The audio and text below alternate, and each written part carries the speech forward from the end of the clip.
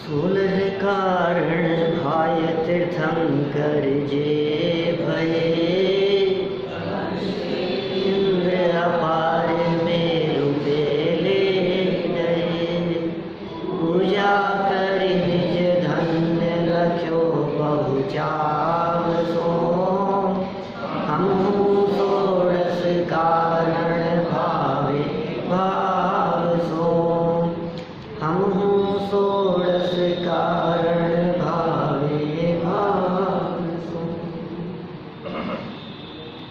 दर्शन विशुद्धि आदि 16 कारण भावनाओं के संदर्भ में चर्चा चल रही थी और इस संदर्भ में कल तक 8 भावनाओं की हम यहाँ चर्चा कर चुके हैं। सुंदर और मार्मिक प्रकरण है साधु समाधि की, कल यहाँ चर्चा हुई है। साधु और समाधि, समाधि नाम शांत परिणामों का है। चित्त में आकुलता न हो, परिणामों में शांति हो, अपने भीतर में बैठे हुए आत्म तत्व का अवलंबन हो तो सच्ची समाधि होती है। अपने आत्म स्वरूप के अवलंबन के बिना साधुपना भी नहीं होता और उसके आश्रय के बिना समाधि भी नहीं होती। अब आज तो चर्चा बहुत सुंदर है, वैयावृत्ति। किसका नाम है वैयावृत्ति? किसे वैयावृत्ति कहें और कैसे होती है वैयावृत्ति? वैयावृत्ति करते ही हमारे को हाथ पांव दबाना दिखता है। वैयावृत्ति कर रहे हैं साहब, वैयावृत्ति करने के लिए गए हैं। बताओ तो सही क्या क्या है वैयावृत्ति?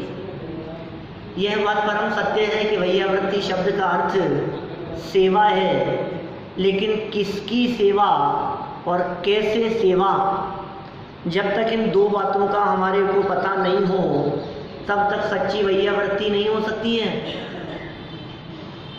किनकी वैयावृत्ति करें?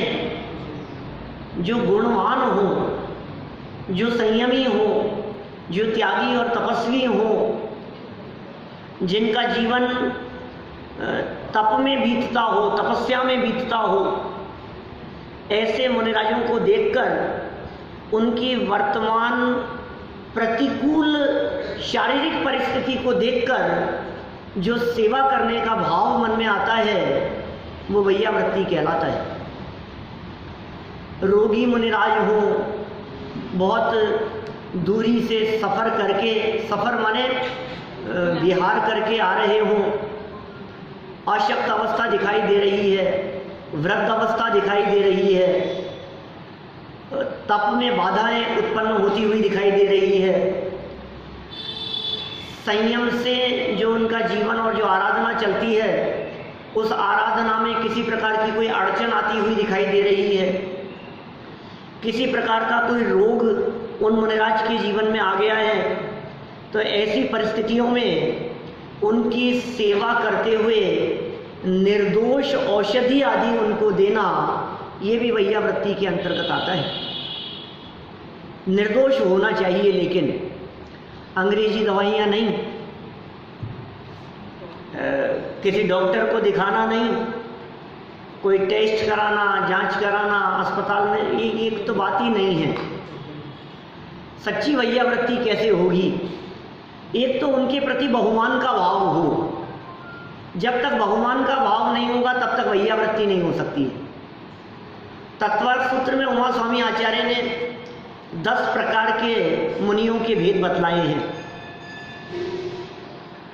आचार्य, उपाध्याय, तपस्वी, शैक्ष, ग्लान, गण, कुल, संग, साधु, मनोज्ञ, मनोज्ञानाम सूत्र दिया है। ऐसा 10 शब्द दिए, माने 10 प्रकार की क्वालिटी वाले मुनिराज इस जगत में होते हैं। मुनियों के 10 भेद हैं और उन सभी मुनिराजों में कोई ग्लान मुनिराज हैं। मुनिराजों के मलिन शरीर को देख करके, उनके मलिन शरीर की मलिनता को दूर करने का जो बाह्य प्रयास होगा, हाथ पांव दबाना भी यद्यपि उसमें शामिल है, तो ये सब वैयावृत्ति के अंतर्गत आता है। इतना ही नहीं, आचार्यों ने तो इस वैयावृत्ति में उस समाधि की भावना को भी वैयावृत्ति में शामिल किया है, जिसकी चर्चा हमने कल आपके साथ में की है। मुनिराज जो समाधिस्थ मुनिराज हैं, जो संलेखना लिए हुए मुनिराज हैं, जिनकी समाधि मरण की तैयारी चल रही है, ऐसे मुनिराजों को वीतरागी तत्व ज्ञान के उपदेश के माध्यम से कि ये रोग, ये बीमारी, ये अशक्तता, ये अस्वस्थता ये शरीर की है, ऐसा उपदेश देकर परिणामों की स्थिरता का प्रयास करना, वो भी उनकी वैयावृत्ति है। शारीरिक वैयावृत्ति तो सारा जगत देखता है, लेकिन वचनों के माध्यम से होने वाली वैयावृत्ति भी अपने आप में बहुत महत्वपूर्ण है, उसका भी बड़ा स्थान है। कभी कभी तो हम यह भी कह सकते हैं कि शरीर से की जाने वाली वैयावृत्ति की तुलना में वचनों से की जाने वाली वैयावृत्ति वो ज़्यादा कारगर सिद्ध होती है। कोई व्यक्ति किसी की सेवा तो करता हो, अभी तो मुनिराजों की सेवा की चर्चा चल रही है यहाँ, मुनिराजों की सेवा करें, वृद्ध लोगों की सेवा करें, ज्ञानियों की सेवा करें, घर के अपने बड़े बुजुर्गों की सेवा करें, ये सब वैयावृत्ति के विविध प्रकारों में शामिल है। तो इन सब के जो अलग अलग लेवल पर जो उनकी सेवा की बात कही, इसमें अकेला उनके लिए साधन सुविधाएं जुटाना ही नहीं, आपकी वाणी और आपकी भाषा का बहुत बहुत बहुत अहम रोल है। ये बहुत बड़ी चीज़ है। आप समझ लीजिए, आप यदि इकलौते बेटे हैं तो माता पिता की सेवा तो आप करेंगे, आपके अलावा तो और कोई है नहीं। आप यदि एक ही बहू हैं तो आप अपने सास ससुर की सेवा तो आप ही की जिम्मेदारी है, जो भी होगा। अब हंस के करो चाहे रोके करो, क्या अब करते तो रहते हैं दिन भर तो सेवा करते हैं, लेकिन जवान पर कंट्रोल नहीं, तो क्या होगा बताओ? ये कैसी वैयावृत्ति होगी? सब कर तो रहे हैं, क्या ये रखिए दवाई ले लेना। देखो अब भाषा में फर्क है। दिन भर काम कर रहे हैं, दिन भर सेवा कर रहे हैं, दिन भर सहयोग कर रहे हैं, लेकिन दिन भर सहयोग करते हुए भी हमारी वाणी में, हमारी भाषा में यदि मधुरता नहीं है, क्या तो वैयावृत्ति नहीं है। और देखो, कदाचित आप सेवा ना कर पाए मजबूरी की वजह से, आप जॉब करते हो, आप घर में समय ज़्यादा नहीं दे पाते हो, कहीं स्कूल में जाते हो, कहीं पढ़ाते हो, कुछ भी काम करते हो, तो हो सकता है आप सेवा ना कर पाए, लेकिन आपके मुख से निकले हुए इतने वाक्य हैं कि मैं कुछ कर नहीं पा रहा हूँ, मैं कुछ कर नहीं पा रही हूँ। आप मुझे बताइए, कर कुछ नहीं पा रहे हैं, आप मुझे बताइए, मैं हूँ ना। इतना सा वाक्य ये वैयावृत्ति है, क्या इसका नाम वैयावृत्ति है। बोलो, आप युगल जी बाबू जी के प्रवचन सुनो व्यक्तित्व विकास शिविर के, वो आपको बताएंगे जीवन कैसे जिया जाता है। क्या घर में अम्मा जी बीमार पड़े हैं, पूजन का टाइम हो गया, क्या और छोड़ करके चल दिए, क्या पूजन करनी है हमारे को, पूजन छूट जाएगी, प्रवचन छूट जाएगा, तो हो गई तुम्हारी तो पूजा। अरे यहाँ के पहले घर में पूजा करो। क्या ये वैयावृत्ति के अंतर्गत कितनी बातें शामिल है, आप सोच नहीं सकते हो। बहुत बड़ा क्राइटेरिया है इसका दायरा बहुत बड़ा है। वात्सल्य इसमें शामिल है, सेवा इसमें शामिल है, करुणा का भाव, दया का भाव, उपकार का भाव, सहयोग का भाव, ये सारी बातें इस वैयावृत्ति के अंतर्गत शामिल होती हैं। धर्म मार्ग से विचलित होते हुए को धर्म मार्ग में स्थिर करना, ये भी एक बहुत बड़ी सुंदर वैयावृत्ति है। सदासुख दास जी ने रक्तकरण श्रावकाचार में इसको बहुत सुंदर रीति से वैयावृत्ति कह करके पुकारा है। कोई व्यक्ति दुष्ट हो, अपराधी हो, उनको कैसे धर्म मार्ग में लाया जाए, डांट करके नहीं, नाराज होकर के नहीं, बिगड़ करके नहीं, आप कितना वात्सल्य से उन्हें कहते हैं कि वे जिनवाणी सुनने के लिए प्रेरित हों, ये आपकी वैयावृत्ति है उनके प्रति। कष्ट में है ना, संसार से पीड़ित है ना वो व्यक्ति, दुखी है ना। पीड़ित व्यक्ति की पीड़ा को दूर करने के लिए किए जाने वाले प्रयास वैयावृत्ति है। क्या कहा हमने? पीड़ित व्यक्ति की पीड़ा को दूर करने के लिए किए जाने वाले प्रयास वो वैयावृत्ति है। और ये सारे जगत के प्राणी संसार दुखों से पीड़ित हैं। ये खेत खेलने हैं, राग की आग में जल रहे हैं, कषायों की ज्वालाएं धधक रही है अंदर में। उन्हें शांत करने के लिए जो आपके किए गए प्रयास हैं, ये वैयावृत्ति है। बोलो, क्या ऐसे प्रयास हमारे माध्यम से नहीं होने चाहिए? संसार दुखों से पीड़ित किसी व्यक्ति को धर्म मार्ग में लगने की प्रेरणा दी जाए, धर्म मार्ग में लगाया जाए, उसकी कषाएं कैसे मंद हो, उसकी आकुलता कैसे बंद हो, वो कैसे विरक्त हो संसार शरीर और भोगों से। ये जितने प्रयास हमारे माध्यम से होंगे, ये सब वैयावृत्ति है। धर्मोपदेश भी वैयावृत्ति है भाई साहब। क्या धर्म मार्ग में चलने के लिए, धर्म मार्ग में लगने के लिए आपने जो उपदेश दिया है, ये भी वैयावृत्ति है। अब कितने प्रकार हो सकते हैं? सच्ची वैयावृत्ति होने पर सच्ची प्रभावना होती है।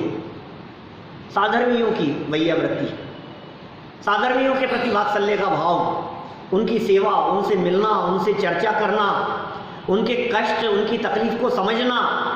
किसी की दुर्घटना हो गई हो, एक्सीडेंट हो गया हो, घर में किसी प्रकार की कोई प्रतिकूल परिस्थिति हो गई हो, तो साधर्मियों के द्वारा साधर्मियों को संभालना, ये साधर्मियों की वैयावृत्ति है। उनसे जाकर के मिलना, उनसे चर्चा करना, उन्हें तत्वज्ञान की चर्चाएं सुनाना, ये वैयावृत्ति है। और सुनो, वैयावृत्ति की असली बात आपको बताऊं, पर की सेवा तो अनंत बार की है। अपन भी तो हैं अपने आप की सेवा करने के लिए। दूसरों को कष्ट से छुड़ाने की बात तो, ऐसी करुणा वृत्ति की चर्चा तो पिछले अनादि काल से अनंत बार हुई है। लेकिन संसार दुखों से क्या जगत जन ही पीड़ित है? मैं स्वयं पीड़ित नहीं हूं। अपने आप को राग द्वेष मोह आदि कषायों से बचाते हुए वीतरागी तत्व ज्ञान से और अपने स्वभाव से जोड़ने की निरंतर भावना, ये असली वैयावृत्ति है। ये निश्चय वैयावृत्ति है। सेवा है ना। किसकी सेवा की आपने? पर की सेवा तो बहुत बार की, दूसरों के पैर बहुत दबाए आपने, दूसरों की सेवा बहुत बार की, दूसरों के प्रति करुणा तो बहुत बार आई, लेकिन अपने आप के प्रति करुणा आई कभी? मैं हूं कौन, मेरा क्या होगा? इसलिए आचार्य कुंद स्वामी ने प्रवचन सार पिक्चर से भी गाथा में वे क्या कहते हैं? और करुणा भाव ये सब मोह के ही चिन्ह हैं। और करुणा भाव को मोह का चिन्ह कहकर के छोड़ने की बात कही। कठोर बात है थोड़ी सी, क्योंकि दूसरों के प्रति की गई करुणा ये अपने आप को मोक्ष मार्ग में आगे बढ़ने से बाधक कारण हो सकती है। सहज करुणा होती है, सहज जीवों की दया पलती है, सहज जीवों की रक्षा होती है, सुरक्षा होती है। लेकिन भाई अंदर में जो मोह राग द्वेष के परिणाम चल रहे हैं, अंदर में जो कषाय के परिणाम चल रहे हैं, अंदर में जो आकुलता के परिणाम चल रहे हैं, क्या उनसे अपने आप को बचाने की जिम्मेदारी और जवाबदारी हमारी नहीं है? कौन बचाएगा हमारे को? ये जीवन पूरा हो जाएगा तो नरक निगोद में जाने से कौन बचाएगा? बोलो। बचाने का नाम वैयावृत्ति है ना, सेवा का नाम वैयावृत्ति है ना। तो मैं नरक में जाकर के नरक के दुखों और कष्टों को न भोगूं, इसके लिए किया जाने वाला प्रयास, अपने आप के लिए किया जाने वाला प्रयास, वो आत्मा की वैयावृत्ति है, वो अपनी वैयावृत्ति है। बहुत मार्मिक बातें हैं। इसलिए इन्होंने जो बात यहाँ कही है ना, इससे वो बात निकालना। आप कैसी वैयावृत्ति की बात करें? लाइन पढ़ता हूँ यहाँ से, सीमित समय में संक्षिप्त बात कर रहा हूँ आपके बीच में। देखो आप लाइन क्या कह रहे हैं। साधु समाधि के साथ में जोड़ा वैयावृत्ति को। हम प्रत्येक भावना को एक दूसरे के साथ में जोड़ते हुए आगे बढ़ रहे हैं। सच्ची समाधि कब होगी? वैयावृत्ति से सच्ची समाधि होगी। कुछ मुनिराजों के माध्यम से बैठ करके समाधि मरण की तरफ बढ़ रहे मुनिराज को दिया गया संबोधन, वो वैयावृत्ति है। पैर नहीं दबा रहे, कोई बात नहीं। एक आचार्य भी अपने संघ के मुनिराज की वैयावृत्ति कर सकते हैं। अरे कैसे कैसे करेंगे? वो तो आचार्य है, उनका तो पद बड़ा है। नहीं, उनका उपदेश, उनके उपदेश और उनके वचनों को सुनकर के जो परिणामों में सहजता, शांति, निर्मलता आई है, ये उनकी वैयावृत्ति हो रही है। ये सेवा है, इसका नाम असली सेवा है। ये कह रहे हैं निष्दिन करो वैयावृत्ति। कैसे करें साहब? निष्दिन कैसे करेंगे वैयावृत्ति? साधु समाधि, और समाधि के लिए वैयावृत्ति जरूरी है। बिना वैयावृत्ति के समाधि सच्ची नहीं होगी। और लो ऐसे लगाओ आप उसको। और समाधि यदि अच्छी चाहते हो, साधु समाधि, यदि सही रीति में समाधि चाहते हो, साधु समाधि चाहते हो, तो वैयावृत्ति, वैयावृत्ति नाम की ये 9वीं भावना। लाइन क्या है? ऊपर से पढ़ना। साधु समाधि सदा मन लावे, तेहु जग भोग भोगी शिव जावे, निश दिन वैयावृत्ति करैया, सो निश्चय भव नीर तिरैया। क्या कह रहे? निष्दिन वैयावृत्ति करैया, रोजाना वैयावृत्ति। ये कैसे होगी बोलो? यदि आप किसी ज्ञानी व्यक्ति की वैयावृत्ति करते हैं तो रोजाना, बिना तकलीफ के, उनको कोई तकलीफ नहीं है, वो ज्यादा चल करके नहीं आए हैं, उनको किसी प्रकार का रोग, किसी तरह की परेशानी नहीं है, और तुम पाँव दबा रहे हो? नहीं भाई, ये रोजाना वैयावृत्ति होती है अपने आप की। निष्दिन वही हो सकती है। और निष्दिन 24 घंटे की बात कर रहे हैं, दिन रात की बात कर रहे हैं। ये दिन रात वैयावृत्ति किसकी होगी बताओ? पर की वैयावृत्ति निष्दिन कभी नहीं हो सकती है। क्या 24 घंटे दूसरे की वैयावृत्ति कभी नहीं हो सकती है? यहाँ तो निष्दिन की बात कह रहे हैं। और ये निश्चय वैयावृत्ति है। और भव नीर तिरैया, पर संसार समुद्र से पार करा देने वाली है। ऐसी वैयावृत्ति हमारे जीवन में हो, साधर्मियों के प्रति भी हो, परिवारजनों के प्रति भी हो, गुणीजनों के प्रति भी हो, बुजुर्गों के प्रति भी हो, और सबसे ऊपर चलकर अपने आत्म स्वरूप के प्रति भी हो। ऐसी सच्ची वैयावृत्ति यदि हम सभी के जीवन में होगी तो निश्चित रूप से ये 16 कारण पर्व मनाना सार्थक हो पाएगा। इस वैयावृत्ति में स्थितिकरण भी है, इस वैयावृत्ति में वात्सल्य भी है, इस वैयावृत्ति में प्रभावना भी है। ये धर्म प्रभावना है। जब ऐसी वैयावृत्ति की भावना होती है तो तीर्थंकर कर्म प्रकृति बांधने में समर्थ होते। ये तीर्थंकर कर्म प्रकृति के आश्रम में कारण भावनाओं की चर्चा चल रही है। हे सेवा कर दी, पाँव दबा दिए, ये कर दिया, ये नहीं। अंदर में जो ऐसी उत्कृष्ट भावना है, किसी भी ज्ञानी जीव के जीवन में, मोक्ष मार्ग में बढ़ते हुए के जीवन में अड़चन न आए, ये जो उत्कृष्ट भावना है, ये वैयावृत्ति की उत्कृष्ट भावना है। धर्म मार्ग से कोई व्यक्ति विचलित न होवे, मोक्ष मार्ग पर चलते हुए ज्ञानी हो, आराधक हो, साधक हो, साधना करने वाले हो, मुनिराजी हो, त्यागी व्रती हो, संयमी हो, किसी के जीवन में कभी उपसर्ग न आए, किसी के जीवन में किसी तरह की कोई बाधा न आए, इस तरह की उत्कृष्ट भावना चित्त में रखना, ये वैयावृत्ति है। और हम निर्विघ्न रीति से मोक्ष मार्ग पर कदम बढ़ाते हुए अल्पकाल में मुक्ति की प्राप्ति करें, ये अपने आप के प्रति निश्चय वैयावृत्ति है। तो व्यवहार वैयावृत्ति और निश्चय वैयावृत्ति दोनों के प्रति सावधान रहकर हम अपने जीवन को उज्जवल करें, निर्मल करें, सफल और सार्थक करें। इसी भावना से बात को यहीं विराम देता हूं।